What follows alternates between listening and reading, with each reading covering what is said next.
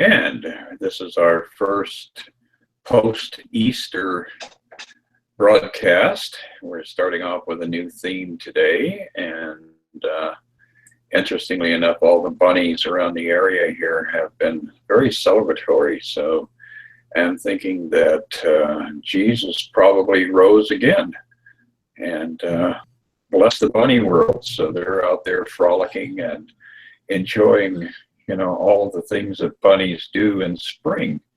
And generally that involves making more bunnies. So how are you this morning, Barrett?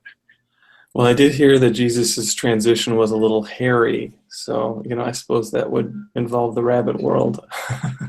That does seem very apropos, and the old saying, "Mad as a March hare." Most people don't realize where that came from, but in February, March, early April, the hares, which are a little bit larger or ganglier than just bunnies, but they get quite aggressive because of their rutting instincts. And so they are very combative, and they get out there and do the most insane things. You'll be walking down a trail, and March hare, that is, or a rutting hare will come bouncing along and just run into you, bounce off of your chest and keep running. And so that's something that makes spending time in the woods very cautionary this time of year. That's right. I guess that gives the hare-brained, a whole new meaning. Maybe that's where that comes from too. I think so. I think that probably has a spillover from that, but nonetheless, I think that, as rabbits need good fodder, as they need a little bit of input from lettuce and carrots and that sort of thing, we're ready for some fodder ourselves. And this section that we're going to be working on is really good brain food. And that really is what A Course in Miracles is all about, is mind training. So we're going to be looking at the Song of Prayer, one of our most powerful tools. So you want to launch us this morning, Barrett? Yeah, and for those who don't know, the Song of a Prayer is a pamphlet it was scribed following the publication of the Course itself, and it really is a continuation of the Course's principles. So if you have the third edition of the Foundation for Inner Peace version of the Course, you can find this in the back of the book. If you have an earlier edition, you can get the Song of Prayer sold separately from the Foundation for A Course in Miracles.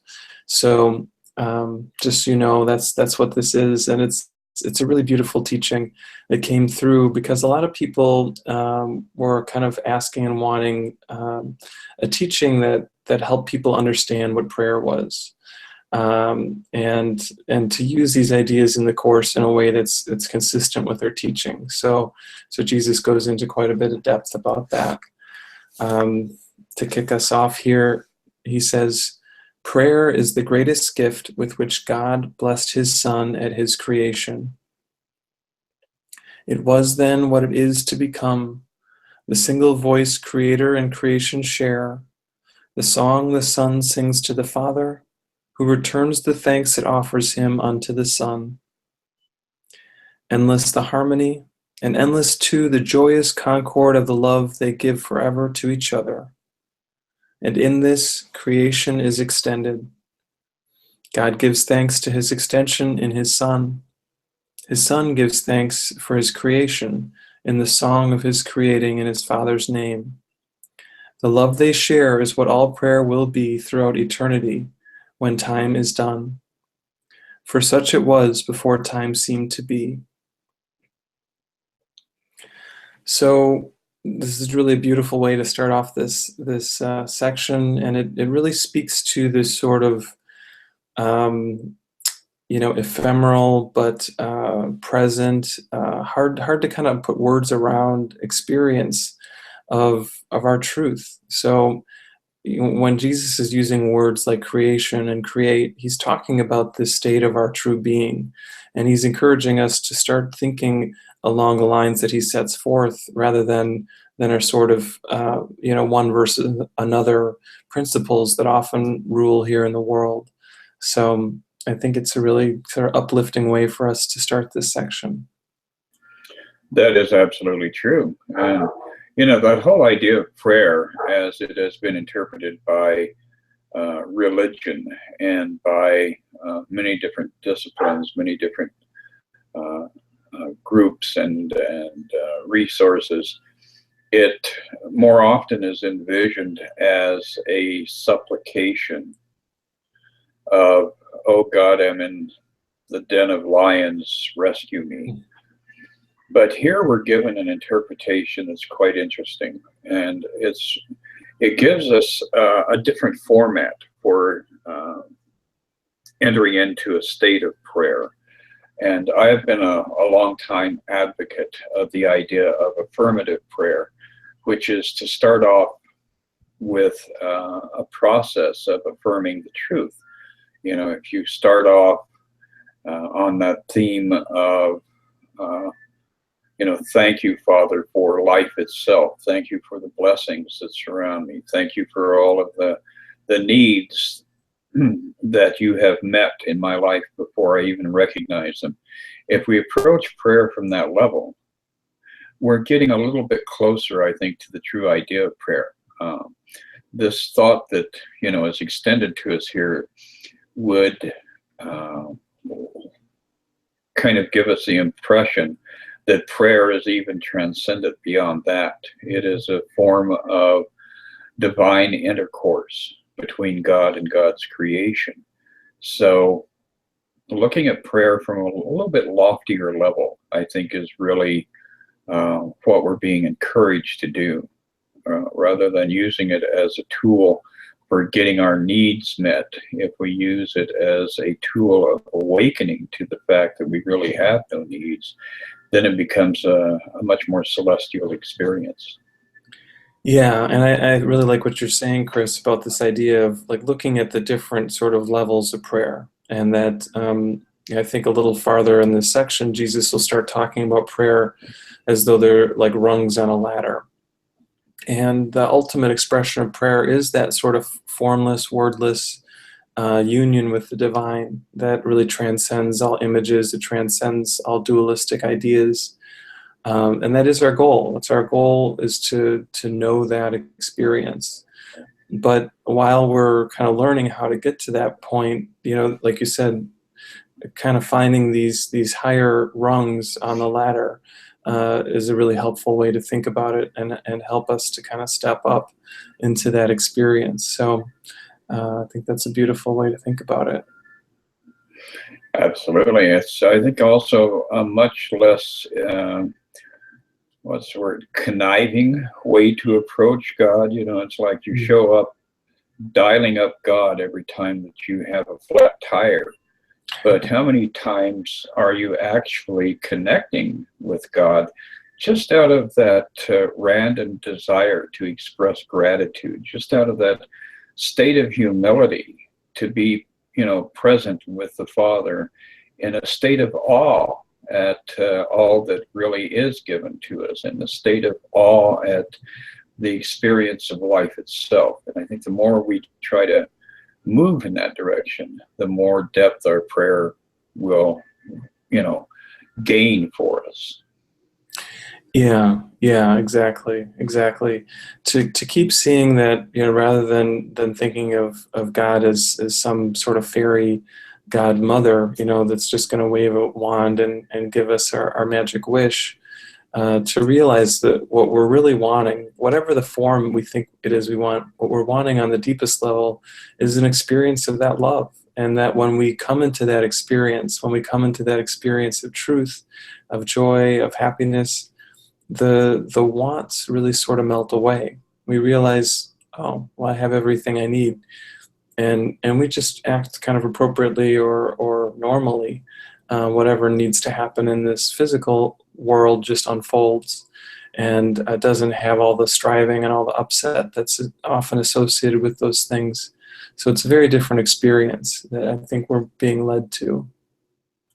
It definitely is. Well, continuing with this next paragraph here, it says, "To you who are in time a little while, prayer takes the form that will best suit your need. You have but one. What God created one must recognize its oneness and rejoice that what illusions seem to separate is one forever in the mind of God. Prayer now must be the means by which God's sons leave separate goals and separate interests by and turns in holy gladness to the truth of union in his Father and himself." And, that really is reiterating what you just said. It is a journey into the experience of that absolute state of unity that transcends all of the perceived strife and struggle and separation that we have generated within the dream here. And, going back to what Jesus left us with in the Bible, the biblical reference or pushback for this would be the Lord's Prayer. And if you haven't actually encountered it in the original text, it was as it was spoken by Jesus. He would have spoken Aramaic, and it was Jewish Aramaic with a Galilean accent. And when you read it in that context and hear the words spoken in Aramaic, it takes on a very beautiful tone that does get us back to the recognition that all of our needs are definitely met and that God is the centerpiece for all of our adoration. It is the source of love as well as the object of our love. Yeah, that is really sweet. And I think it really helps us to remember that it's all about what we're doing this for. So as we're studying the Course, as we're living our lives, as we're going out and doing whatever it is that we're doing, that's the question that we can always take with us. Like, what is this for? Is it for my remembering that I am already one with God? Or is it for some sort of, judgment, some sort of ego purpose? And just being really clear about that and not judging ourselves if we do say, oh, I think I did this just for myself. Okay, well, just because we did that doesn't mean we're bad or sinful. It just means we made a mistake and that we can make a better one now. So just to kind of keep going on here, Jesus says, "Lay down your dreams, you holy Son of God, and rising up as God created you, dispense with idols and remember him. Prayer will sustain you now and bless you as you lift your heart to him in rising song that reaches higher and then higher still until both high and low have disappeared. Faith in your goal will grow and hold you up as you ascend the shining stairway to the lawns of heaven and the gate of peace. For this is prayer, and here salvation is. This is the way. It is God's gift to you."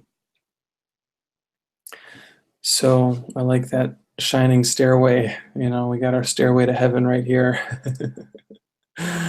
So we just need to keep taking these steps and to realize that in each and every moment we have that choice.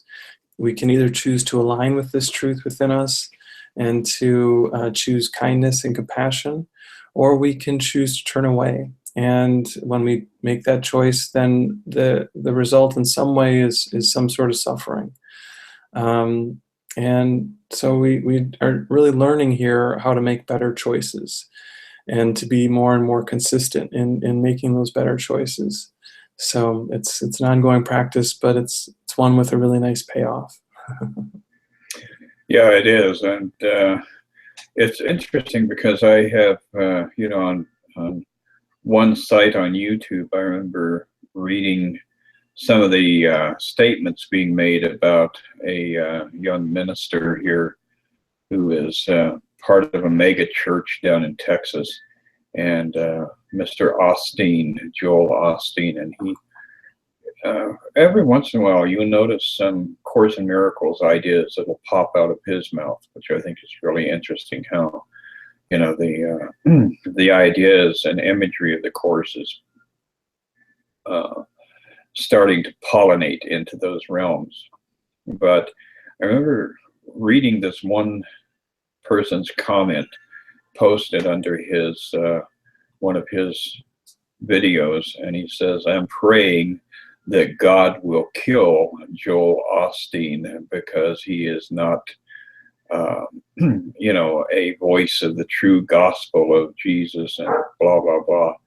And it just astonished me that somebody would actually even post that. It's bad enough that, or wounding enough that you would even think it. But we see that all over the place. Every angle that we look at this world from, we are encountering the rawness of the ego, and that gives us even more incentive to continue to move forward with our pursuit of accepting the imagery and the ideas of the Course and implementing them in our lives in order for those acceptance thoughts that we have to start to settle into human consciousness on a global level. So again, we don't have to run out there and do anything as activists, but what we do have to do is step into a state of prayer as often as we can, and acknowledge that everybody here is a part of us, and pull us all together into that threshold of re-experiencing that connection to God. Yeah, and when we see these sorts of comments or behavior by people outside of us, it often can be pretty jarring and surprising. But to acknowledge that and to say, okay, well, a part of me is surprised by this. That there's something that this action or this behavior is bringing up in me, and then all of a sudden we have another opportunity to say, okay, well, if in this moment I'm feeling a little upset by this, I definitely have an opportunity to turn that over to Spirit and to see what can shift in me so that I can actually find that peace. I sometimes like to think of the world as basically everyone that I'm seeing is really just a reflection of me. And I think it's helpful, because when we realize that there is just one of us, when we realize there is just one mind that's making up this whole world of time and space and separation, we can start to see everyone as a reflection of us. And if someone is acting cruelly, if someone is acting judgmentally, to start to see, oh, actually, that's a reflection of the cruelty in me.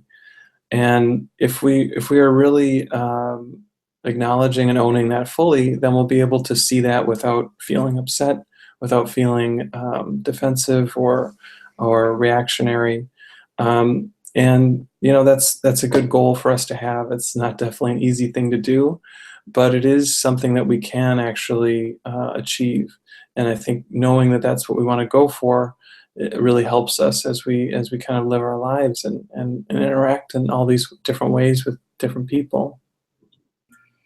Very true. And throughout the Course, it is reiterated that we can't surrender all of these dark thoughts and dark feelings and dark experiences on our own, that we do have to constantly take them and hand them over to the Holy Spirit. So it's not just a matter of us fixing ourselves. It is a matter of us mastering ourselves to the point where we can allow ourselves to be fixed. Mm-hmm. And I think that sometimes people in all different threads of our lives show up with bounce backs or reflections about that, how it really is necessary for us to humble the ego in order for us to effectively be able to make things happen so that the Holy Spirit can do its work on our behalf.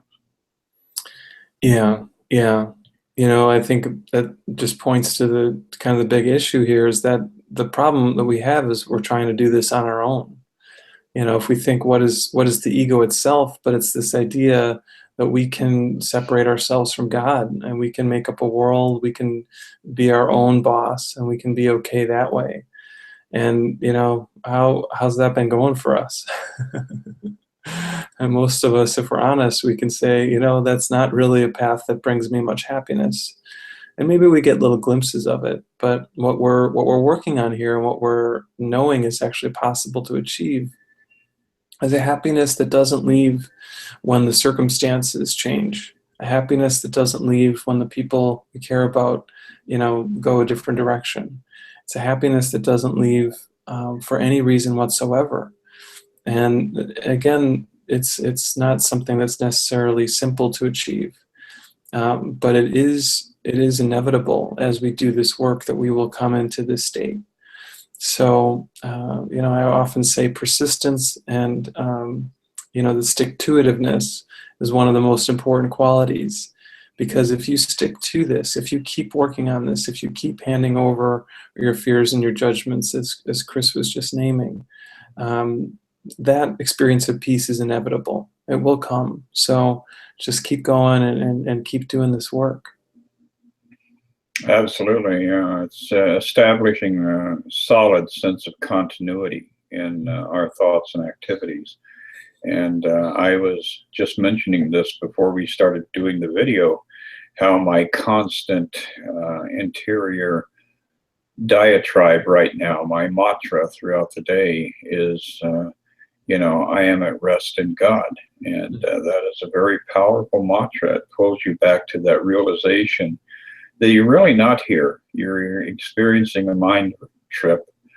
And, once you start to really put a lot of emphasis on the fact that this is not real and that you do not live in this circumstance, you are viewing a movie of a fantasy that you have created, that seems to make the effort less frustrating and smooths out some of the ragged edges. Yeah. I think just practice is the other thing I like to emphasize. This persistence takes practice, because we are terribly afraid of this deeper peace. When we talk about the idea of resting in love and being aware of our truth, conceptually, pretty much everyone's going to say, yeah, that's what I want. And if that's all it took, we would be in our peace, instantly. Everyone who starts a spiritual path would already be, just a glowing ball of light all the time. But the truth is, it's an ongoing journey for most of us. And the reason that it is because on some deep level, we are actually very scared of coming into our truth. And dealing with that fear with kindness and with gentleness is a big part of our path. And being able to say, yeah, I've been really afraid of committing and being persistent in my practice. Okay, so just acknowledging that and being kind and gentle with yourself, that's a really big thing. That can help a lot, because if you're willing to be kind and gentle with yourself, you're going to be better at being kind and gentle with other people who are quote unquote issues in your life. And it's just sort of this positive cycle that, just like we have our sort of negative cycles of judgment or bad feelings, we also have the positive cycles of love and kindness and compassion. And we want to practice feeding those positive cycles too. We absolutely do. And, that whole topic of self-loathing that is so central to most of us is reflected around us to the degree of how much contempt or frustration or anger or reaction we have to people around us. Because until you have self-acceptance and self-love, it's very, very difficult for you to perceive anybody around you that you can just accept completely and wholly. I see people who are married for 30 years and, have this, from the outside appearance, a beautiful relationship. But then when you observe what's going on within the relationship, there are still those barriers, there are still those points of separation, and still those different things that come up that are really simply an outpicturing of their own lack of self-love, their own lack of being able to drop that cloth of the ego, which is that flimsy, gauzy illusion of self, and to actually experience the God self that you were created to be. Yeah, I think that's a really beautiful point, and that's our work, is just to kind of keep working with that, and to be honest with ourselves, to be honest with whatever our resistances are, to be honest with our desire for love. The more really real we can get with ourselves, the quicker that we'll actually move through these resistances. So gentleness, kindness, and honesty. I think these are three of the big ones that we work on cultivating as we do this, and they really change our experience. So I'm looking forward to continuing to dive further into the Song of Prayer as we go forward here, Chris, because there's a lot of fun stuff for us to look at here. Yeah, there absolutely is. We start off with true prayer, then we go to the ladder of prayer, praying for others, praying with others, and the ladder ends. So since we have gone through the introduction, shall we save that first section, true prayer, for next week?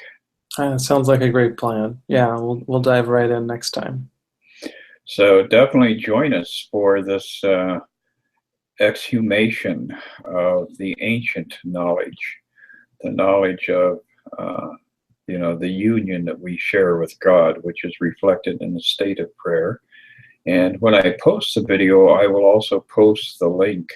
So those of you who want to hear the Lord's Prayer in its original Aramaic will have a resource they can go to on YouTube to experience that. That sounds great. Sounds great. Well, it's been really great connecting with you again, Chris, as always. And I'm looking forward to talking with you next week and going even further with this. Absolutely. You have a great week and enjoy the bunnies out there. The rabbits are frolicking, so go frolic with them. All right. I'll be a funny bunny. Hopefully you will too. Oh, absolutely. Bye. Bye, man.